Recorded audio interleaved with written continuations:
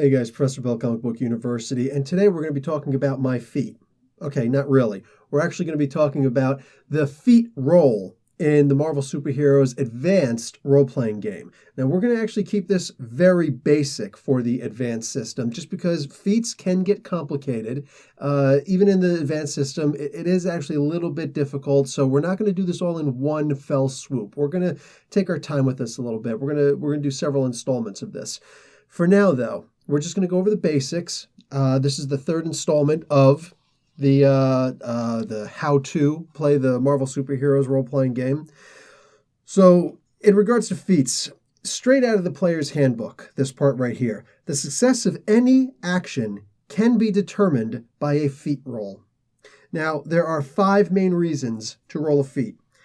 To determine the ability, power, talent, etc. that you are using. So let's say your face rip ability, all right? One of your face rip abilities. So you're going to roll to punch somebody in the face. That's your fighting. You look at your power rank, which is remarkable. You don't have to look at is it remarkable 26? Is it remarkable 30? Is it remarkable 25?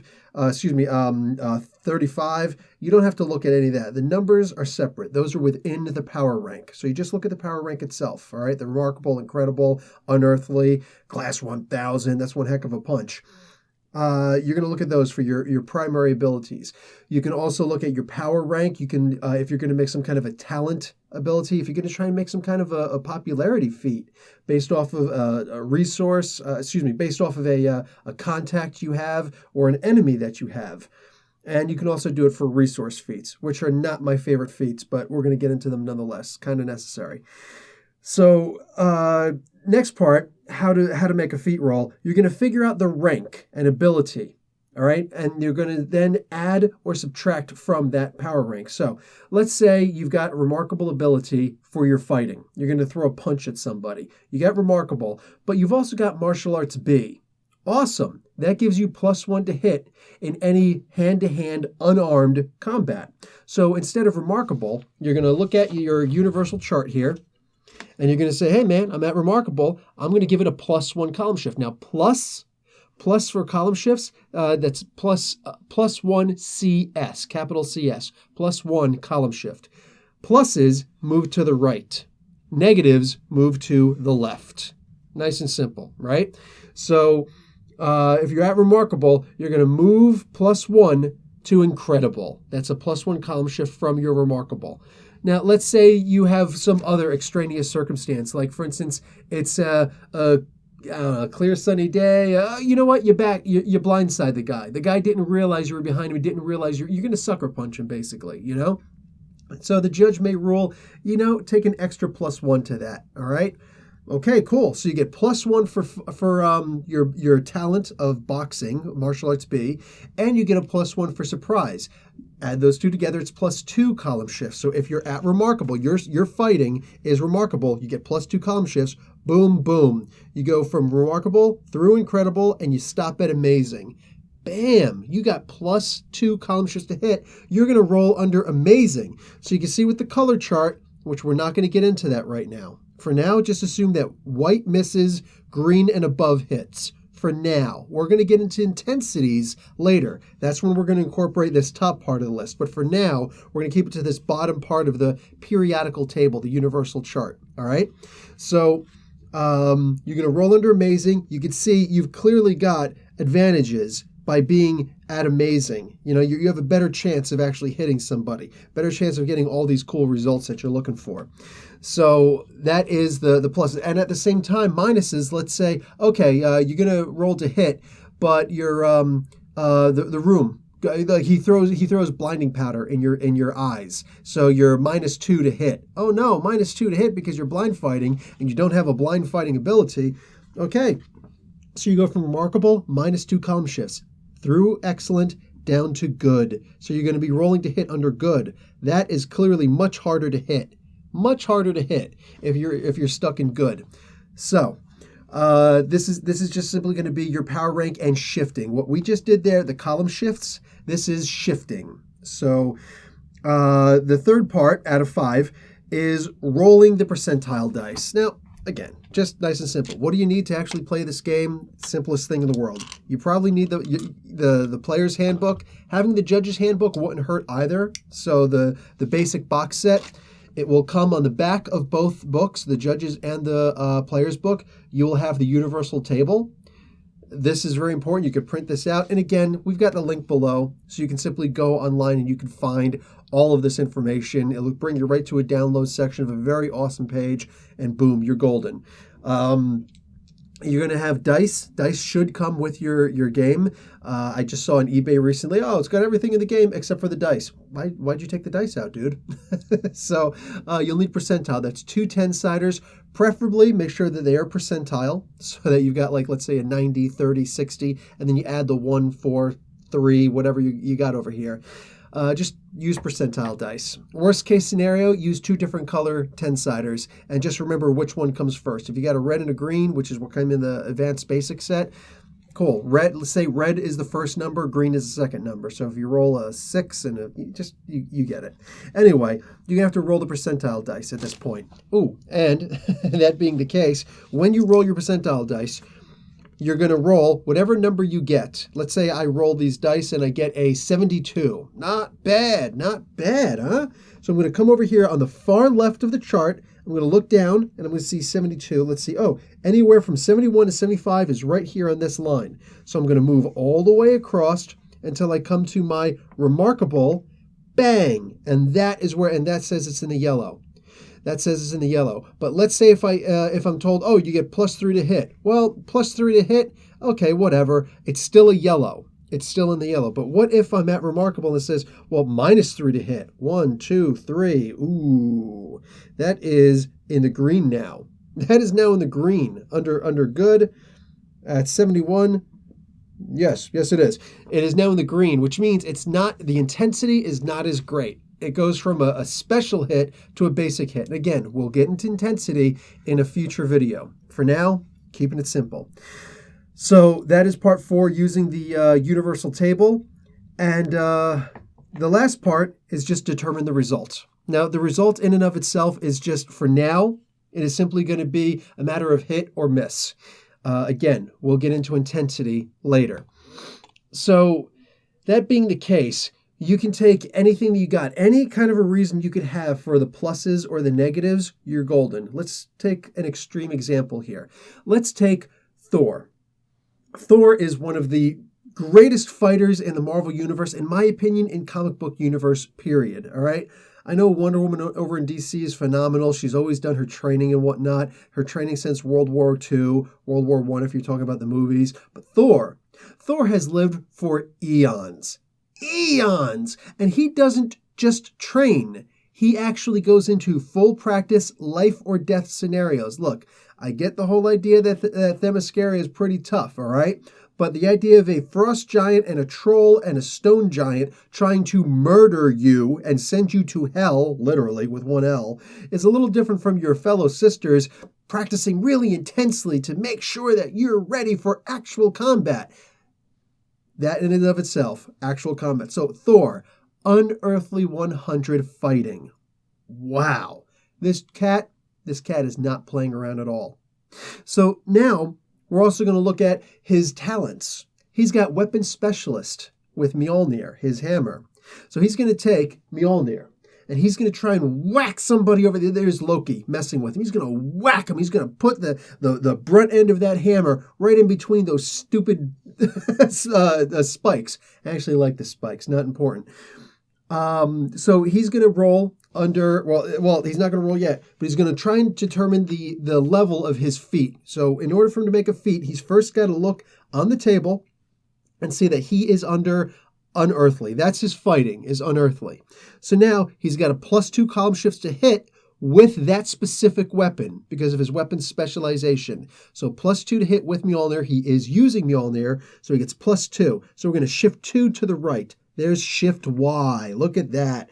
Don't worry about that. It's called Shift Y. It's called Shift Y. So, and mind you, the numbers underneath, don't worry about that. The numbers underneath don't mean anything. It says Shift Y 250 or all these numbers in between. You'll know what your number is based on you'll know what your power rank is based on what the actual numbers are. So if you've got a 32 for your fighting, you're under remarkable. If you've got 225, bang. Don't worry about it, buddy, because you are in shift Y. All right? So right now, using that shift Y, he's going to roll the hit. Clearly, he's got a much better chance of doing some awesome damage, better chance to hit, and better chance to do some amazing effect like stun him or slam him or skull crushing, knock the helmet off, whatever little effect he's going for. He's got a better chance of doing that under shift Y than he does under an earthly. But let's take a couple other factors into account. Maybe he's got a -1 because, it's slippery terrain. So he's got +2 to hit. He's always going to be at his unearthly, but then he's +2 to hit because of his Mjolnir weapon specialization, but -1 because he's on slippery, muddy ground. Okay, so this +2, -1, this is basic math. He just gets a +1 instead. All right, his +2 is reduced in half because of the -1. So he's going to roll under Shift X to hit. But let's say he avoids that by actually flying. He's going to jump from a high place that doesn't have any mud on it, and he's going to jump down onto the ground and literally bring the hammer down on top of Loki's head. He avoids that -1. All right, he scouts the ground out. He's a warrior from ye old times, and he knows this is not favorable ground to get physical with a magic user. So I got to do one shot, one kill. Literally, like it's my brother. I don't mind killing him. He'll come back. It's the Marvel Universe. Nobody stays dead. So he's going to sneak around and jump from this high plateau down on top of him. But now by doing this, he's got the high ground. Don't try it, Loki. I have the high ground. So he's going to jump down. And not only does he have the +2, because of his weapon specialization, bringing him to Shift Y. But the judge is also going to rule, hey man, that's pretty cool. Because you're on the high ground now, you've definitely got the advantage. So I'm going to give you a +1 column shift to hit. And he's like, in fact, why don't you make a really quick agility feat roll? So Thor, with only excellent 20 agility, is going to make a roll, but he gets, let's say, a 97. Whoa, that's really good, dude. So what happens here? He's actually able to be really sneaky, all right? He doesn't have the stealth roll, but he doesn't make any mistakes while he's climbing up there. His footing is good. He gets perfect handholds when he gets up there, and he gets up there so silently. So the judge is going to rule, the game master, the judge is going to rule, hey, man, you know what?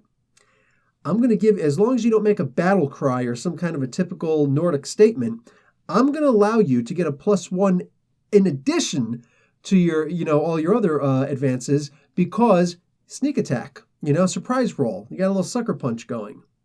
Not bad. So he's at unearthly. +2 because of Mjolnir. +1 because of the high ground. And +1 for a sneak attack. That's +4 column shifts. Whoa! So he would go from unearthly, +2 because of Mjolnir, +1 because of the high ground. And then, wait, but he's got the sneak attack. It's +1. No. You see, that's one of the little caveats here. You see that little stopgap there in between? Yeah. That means that you cannot shift from Shift Z over to Class 1000 or anything else. These stats over here, look, some characters can achieve that. Case in point, Wolverine has Class 1000 body armor for his bones, specifically because the adamantium. He's also got +1, the Human Torch has Class 1000 resistance to fire and flame. The Wonder Man has life support Class 1000, meaning he has zero need to eat, breathe, or drink, ever. So he has no need for basic human sustenance. And then you have like Captain America and Thor, who have weapons that are made of Class 3000 material strength. These are reserved for very, very, very redundantly very special items, or the cosmic gods. So like Odin would have let's say Class 1000 endurance. Things that normal humans for the most part simply cannot achieve. Humans, gods, whatever, just your basics cannot achieve.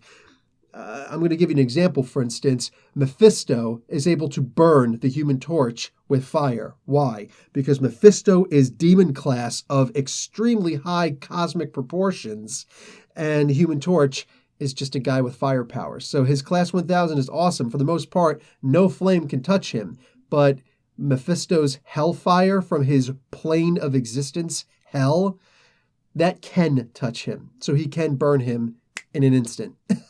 just give you a general idea. So that difference between Shift Z and Class 1000, you cannot shift past there. That's important to remember for the high-powered cosmic level campaigns where you got Silver Surfer charging into somebody from the Andromeda Galaxy to this guy who's hanging out on the moon.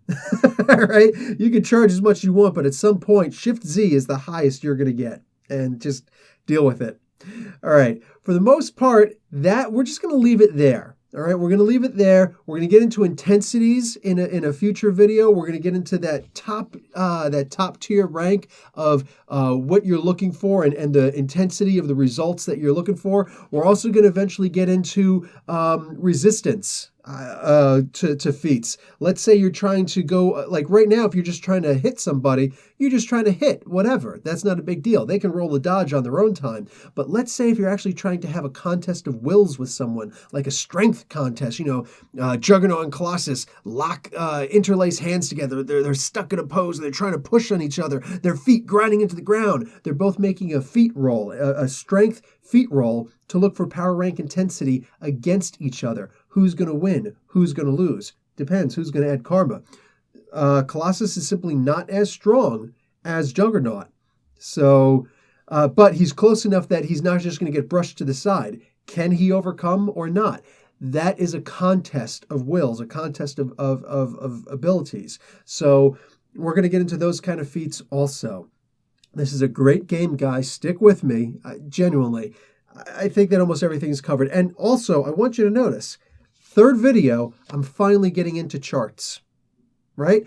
Most games, especially back in the 80s when this came out, and this was actually noted by Dave from Nerdarchy, that most games back in the day and even today just have so many different charts to look under. Okay, well, let me consult this chart. Let me examine that chart. Let me research this chart. Nah.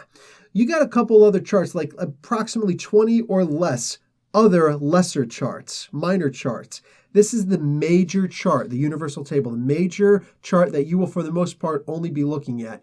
Just the judge can look at anything else, but the players, this is the only chart you really need to be able to consult. So anything else, whatever. And plus, all the other ones are so easy, they're literally no need to really explain them. This is the only one that needs any kind of an explanation. All right, guys, I will see you next week. Professor Bill, Comic Book University. Keep on gaming. Class dismissed.